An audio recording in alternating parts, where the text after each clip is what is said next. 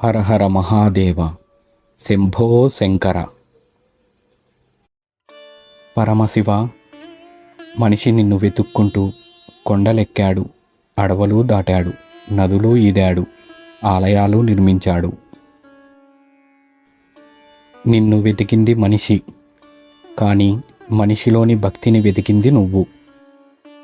అందుకే భక్తి ఉన్న చోటే కొలువు తీరావు.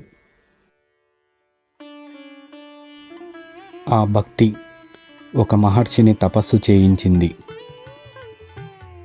ఆ భక్తి ఒక రాతిని దేవాలయంగా మార్చింది.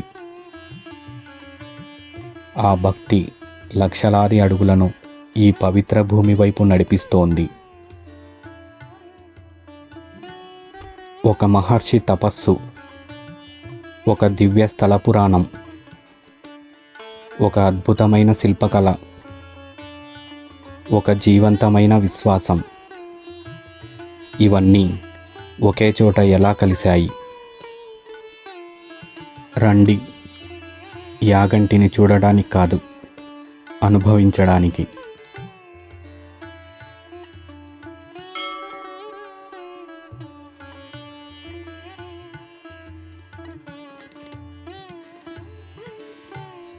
ప్రతి క్షేత్రం వెనుక ఒక చరిత్ర ఉంటుంది. అయితే యాగంటి క్షేత్రం వెనుక ఉన్న చరిత్ర ఏమిటి?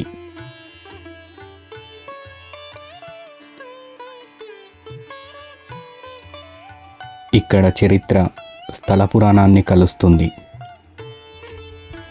భక్తి ప్రకృతిని ఆలింగనం చేస్తుంది.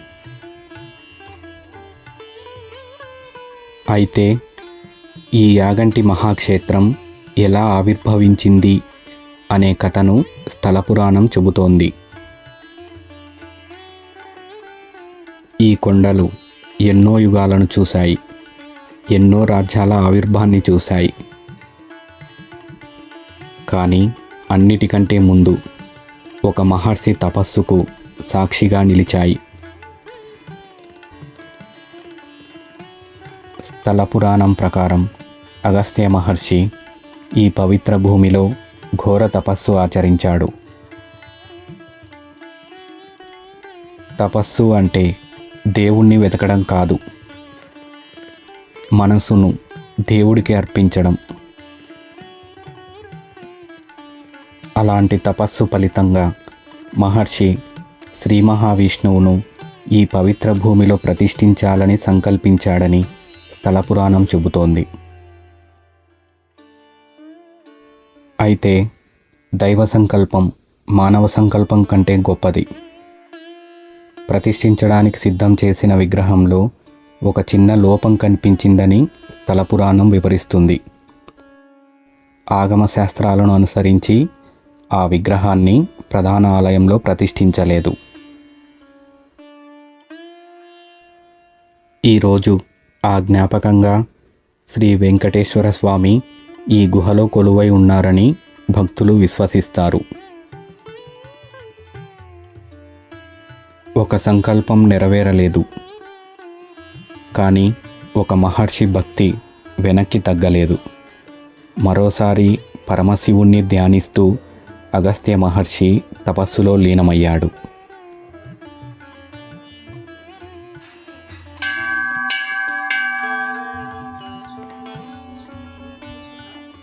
ఆ భక్తికి ప్రసన్నుడైన పరమశివుడు పార్వతీదేవితో కలిసి ఉమామహేశ్వర రూపంలో ఈ పవిత్ర క్షేత్రంలో కొలువు తీరాడని స్థల పురాణం చెబుతోంది.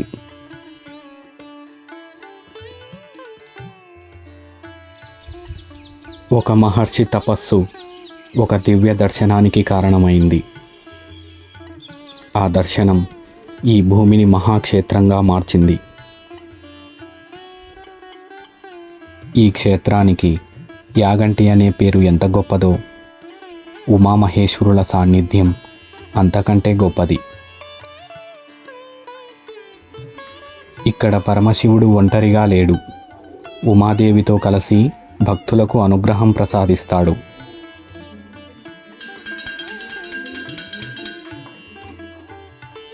శివుడు చైతన్యానికి ప్రతీక, శక్తి సృష్టికి ప్రతీక. ఈ రెండూ కలిసినప్పుడే జీవితం సంపూర్ణమవుతుంది. అందుకే ఈ ఆలయానికి వచ్చేవారు కేవలం వరాలు అడగడానికి రారు, మనశ్శాంతిని వెతుక్కుంటూ వస్తారు.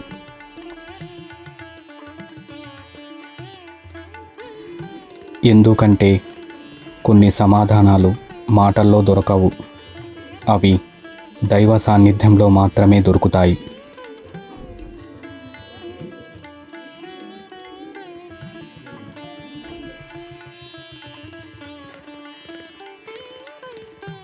యాగంటిలో చాలామందిని ఆశ్చర్యపరిచే మరో విషయం ఉంది. ఇక్కడ కాకులు కనిపించవని తరతరాలుగా ఒక విశ్వాసం ఉంది.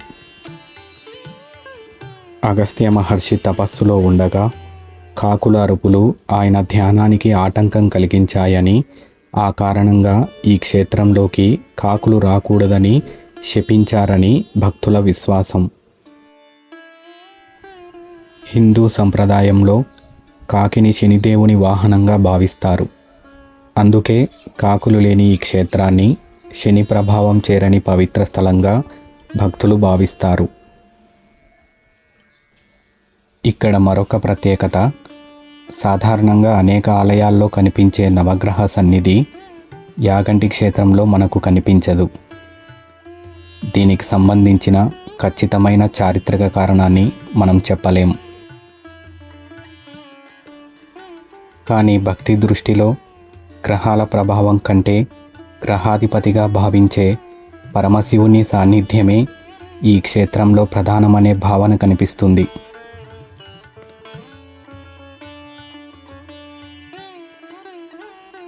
ఒక క్షేత్రం గొప్పదవడానికి కేవలం భక్తి ఒకటే సరిపోదు. తరతరాలుగా దాన్ని కాపాడిన చేతులు కూడా కావాలి. యాగంటి చరిత్రలో ఆ చేతులు రాజులవి.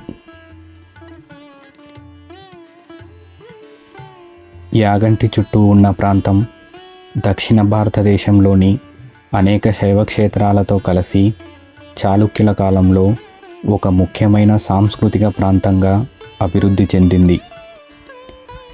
ఆ కాలానికి చెందిన ప్రత్యక్ష శాసనం యాగంటిలో ఉందని ఖచ్చితంగా చెప్పలేకపోయినా, ఈ ప్రాంతంలోని ప్రాచీన శైవ సంప్రదాయం యాగంటి తొలి ఆధ్యాత్మిక నేపథ్యాన్ని అర్థం చేసుకోవడానికి ఒక ముఖ్యమైన సందర్భాన్ని అందిస్తుంది. కాలం ముందుకు కదిలింది. దక్షిణ భారతదేశంలో ఒక కొత్త సామ్రాజ్యం ఎదిగింది.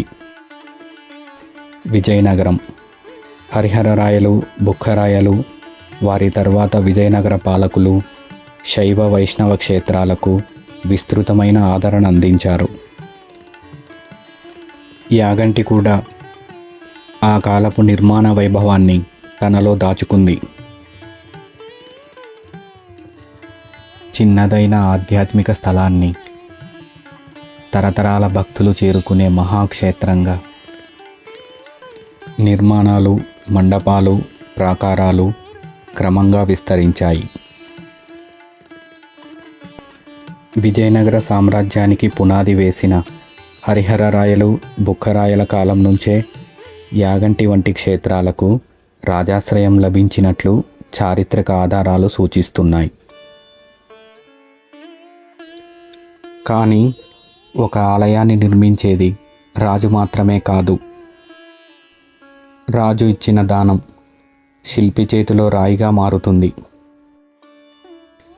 భక్తుడి విశ్వాసం అదే రాయికి ప్రాణం పోస్తుంది. విజయనగర కాలానికి సంబంధించిన చారిత్రక ఆధారాలు సేవలు, దానాలు, ఆలయ నిర్వహణకు రాజులు మరియు స్థానిక అధికారులు సహకారం చేసిన విషయాన్ని తెలియచేస్తాయి. ఈ శాసనాలు కేవలం రాజుల పేర్లు మాత్రమే చెప్పవు.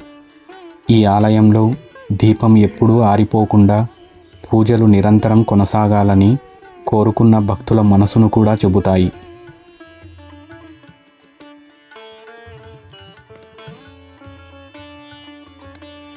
రాజులు అంతమయ్యారు, సామ్రాజ్యాలు అంతమయ్యాయి. కాలం ఎన్నో మార్పులను చూసింది. కానీ ఆ కాలంలో చెక్కిన రాళ్ళు ఇప్పటికీ ఇక్కడే ఉన్నాయి. అప్పుడు రాజులు చూసిన యాగంటి ఈరోజు మనం చూస్తున్న యాగంటిలో ఇంకా ఊపిరి పీలుస్తోంది.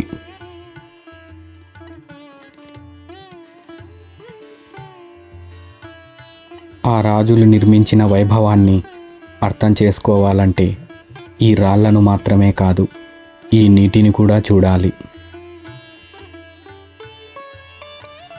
ఒక ఆలయానికి గర్భగుడి హృదయమైతే ఒక క్షేత్రానికి పుష్కరిణి ప్రాణం. యాగంటిలో ఈ పవిత్ర జలం కేవలం దాహాన్ని తీర్చదు, భక్తి దాహాన్ని కూడా తీరుస్తుంది. ఈ నీటి ప్రయాణం ఇక్కడ మొదలు కాదు. కొండపై సహజంగా ఉబికి వచ్చే అగస్త్య తీర్థం నెమ్మదిగా ఈ పవిత్ర పుష్కరిణిలోకి చేరుతుంది. శతాబ్దాలు గడిచినా ఈ ప్రవాహం ఆగలేదు. ఈ తీర్థం ప్రకృతి ఇచ్చిన వరం. మన పూర్వీకులు ఆ వరాన్ని శాశ్వతంగా నిలిచేలా సంరక్షించారు. ఈ రాళ్లను జాగ్రత్తగా గమనించండి. సున్నం కాదు, సిమెంటు కాదు, రాయే రాయిని నమ్ముకుంది. ఒకదానికొకటి అల్లుకున్న ఈ రాళ్ళు శతాబ్దాలుగా నీటి ఒత్తిడిని తట్టుకొని ఇప్పటికీ దృఢంగా నిలిచి ఉన్నాయి. ఈ పవిత్ర జలం ఎన్ని తరాలను చూసిందో, ఈ నంది ఎన్ని ప్రార్థనలు విన్నాడో. కానీ ఒక విషయం మాత్రం నిజం, యాగంటి వచ్చిన ప్రతి భక్తి అడుగు ఈ పుష్కరిణి దగ్గర మరింత పవిత్రమవుతుంది.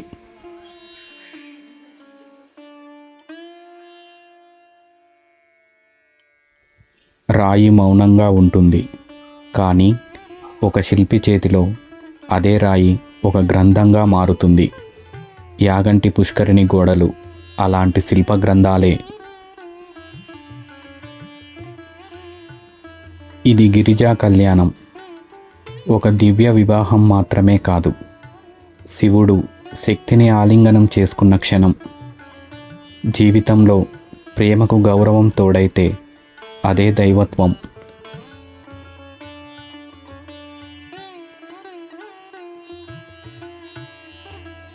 ఇది పార్వతీదేవి తపస్సు కాలాన్ని జయిస్తుంది. భక్తి విధిని మార్చుతుంది. ఈ శిల్పం అదే సత్యాన్ని చెబుతోంది.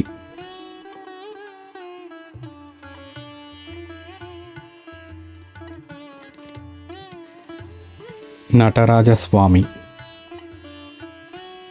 ఈ విశ్వం ప్రతిక్షణం కదులుతోంది. ఆ కదలికకు ప్రతీక శివుని ఆనంద తాండవం. సృష్టి, స్థితి, లయం. జీవితం కూడా ఈ 3 దశల ప్రయాణమే.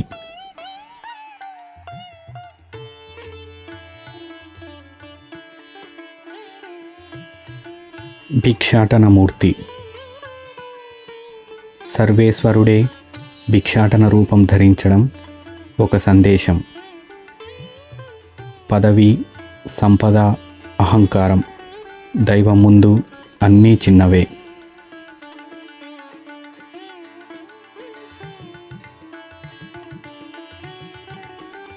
వృషభారూఢమూర్తి. నంది ధర్మానికి ప్రతీక.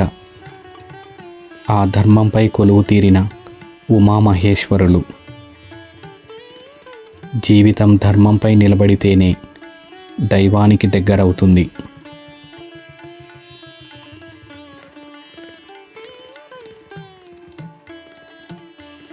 కిరాతార్జునీయం ఘట్టం.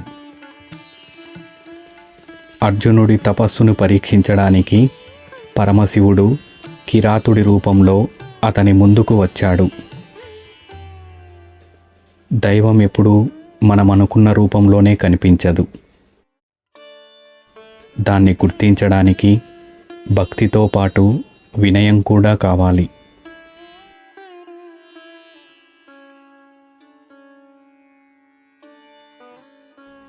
భక్త కన్నప్ప, పాము, ఏనుగు, సాలీడు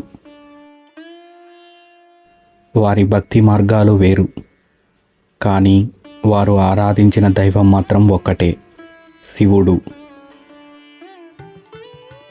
భక్తి మార్గం ఏదైనా నిజమైన భక్తి ఉంటే శివుణ్ణి చేరుకోవచ్చు.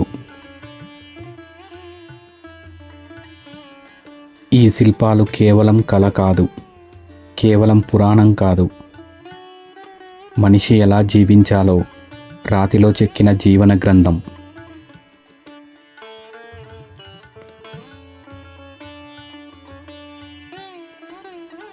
ఒక ఆలయానికి గర్భగుడి ఆత్మ అయితే,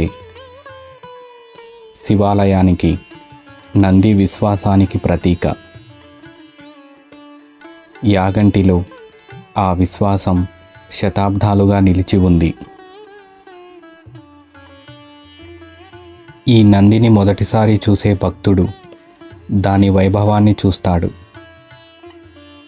రెండోసారి చూసే భక్తుడు దాని నిశ్శబ్దాన్ని అనుభవిస్తాడు. కానీ ఈ నంది గురించి ఒక విశ్వాసం తరతరాలుగా వినిపిస్తూనే ఉంది. ఈ నంది తన పరిమాణాన్ని పెంచుకుంటున్నాడు. ఒకప్పుడు నంది చుట్టూ సులభంగా ప్రదక్షిణ చేసేవారని స్థానికులు చెప్పుకుంటారు.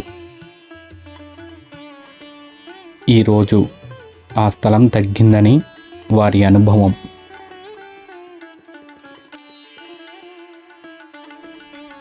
యాగంటి నంది గురించి మరో విశ్వాసం కూడా ఉంది. శ్రీ పోతులూరి వీరబ్రహ్మేంద్ర స్వామి వారి కాలజ్ఞాన సంప్రదాయం ప్రకారం కలియుగం చివరి దశలో ఈ నంది ప్రాణం పొంది లేచి రంక వేస్తాడని భక్తులలో ఒక విశ్వాసం ఉంది. విశ్వాసం ప్రశ్నలకు సమాధానం చెప్పదు, మనసుకు ధైర్యం ఇస్తుంది. అందుకే ఈ నంది ముందు ప్రతిరోజు వేలాది చేతులు నమస్కారంగా జోడించబడుతున్నాయి. మరోవైపు ఈ నంది గురించి శాస్త్రీయ పరిశీలనలు కూడా జరిగాయి. ఆర్కియాలజికల్ సర్వే ఆఫ్ ఇండియా పరిశీలనల ప్రకారం ఈ విగ్రహం చెక్కబడిన రాతిలోని కొన్ని ఖనిజ లక్షణాల వల్ల స్వల్ప విస్తరణ సంభవించి ఉండవచ్చనే అభిప్రాయాన్ని కొంతమంది పరిశోధకులు వ్యక్తం చేశారు. అయితే ఈ అంశంపై పూర్తి శాస్త్రీయ ఏకాభిప్రాయం లేదు.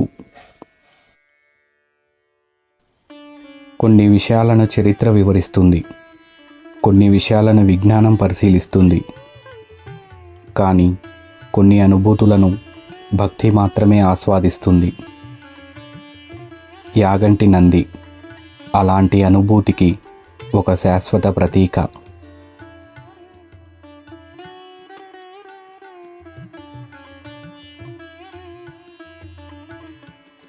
ఈ మహాక్షేత్రంలో ఇంకా ఒక ప్రపంచం ఉంది. అక్కడ మాటలు తక్కువ, నిశ్శబ్దం ఎక్కువ. అదే యాగంటి గుహలు. కొన్ని ప్రదేశాల్లో మనిషి మాట్లాడడం ఆపేస్తాడు, ఎందుకంటే అక్కడ నిశ్శబ్దమే మాట్లాడుతుంది. యాగంటి గుహలు అలాంటి పవిత్రమైన నిశ్శబ్దానికి నిలయం. స్థల పురాణం ప్రకారం అగస్త్య మహర్షి ఈ గుహలో తపస్సు చేశారని భక్తులు విశ్వసిస్తారు. ఈ గుహ ఒక రాతి గుహ మాత్రమే కాదు, ఒక మహర్షి ధ్యానానికి ఒక శాశ్వత జ్ఞాపకం.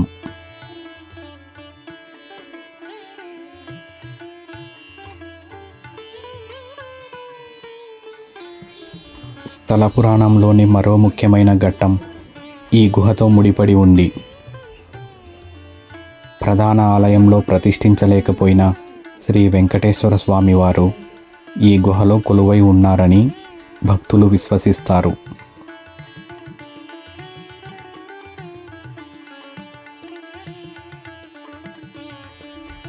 ఈ కొండలు మరో మహనీయుని అడుగుజాడలను తన గుండెల్లో దాచుకున్నాయి.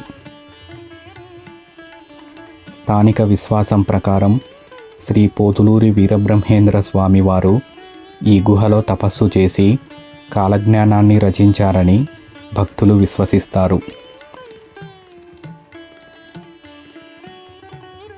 ఈ గుహలు మనకు ఒక గొప్ప సత్యాన్ని చెబుతాయి. దేవుణ్ణి చూడాలంటే కళ్ళను తెరవాల్సిన అవసరం లేదు, మనసును తెరిస్తే చాలు. ఎందుకంటే భక్తి మాటల్లో కాదు, మౌనంలో పుడుతుంది. ఈ యాత్రలో మనం ఒక మహర్షి తపస్సును చూశాం, ఒక దివ్య స్థల పురాణాన్ని విన్నాం, రాతిలో చెక్కిన శిల్పాలను చదివాం, పెరుగుతున్న నంది ముందు నమస్కరించాం, ఈ గుహల నిశ్శబ్దాన్ని ఆస్వాదించాం. కానీ యాగంటి మనకు చివరిగా చెప్పదలిచిన సందేశం ఇంకా మిగిలే ఉంది.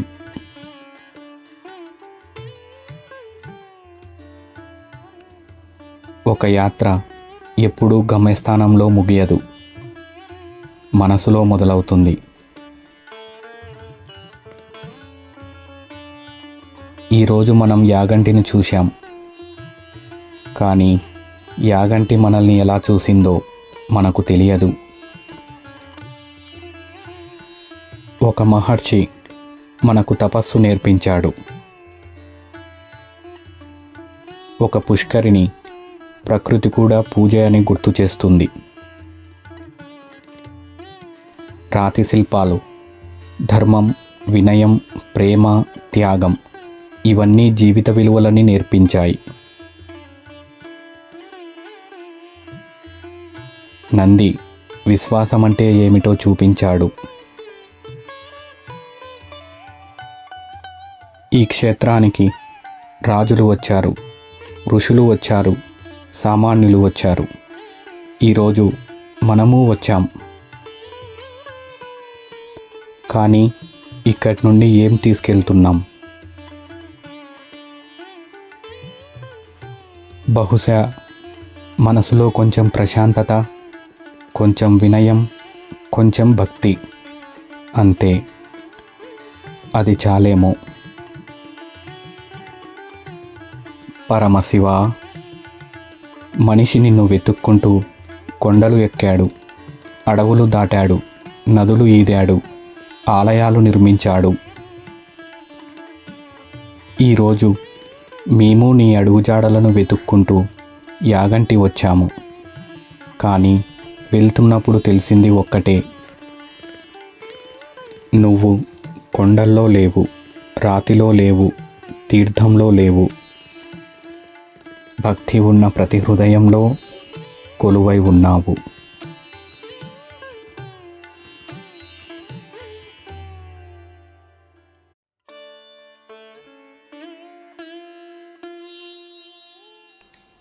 హర హర మహాదేవ, శంభో శంకర.